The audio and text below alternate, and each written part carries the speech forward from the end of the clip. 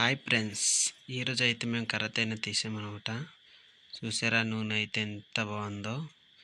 ఇలాంటి వీడియోలు నేను చేయాలనుకుంటే మాత్రం మీరు నన్ను సబ్స్క్రైబ్ చేసుకోండి. ఇలాంటి మంచి మంచి వీడియోలు అయితే ఇంకా నేను తీసుకొస్తాను. చూసారా తేనె, ఇది మా గిరిజన ప్రాంతంలో మాత్రమే ఇలాంటి తేనె ఉంటుంది. ఇది అప్పుడప్పుడు మాత్రమే ఉంటుంది, ఎక్కువ రోజులు అయితే ఉండదు. కాబట్టి ఇలాంటి వీడియోలు మేము చేయాలి అనుకుంటే ప్లీజ్ సబ్స్క్రైబ్.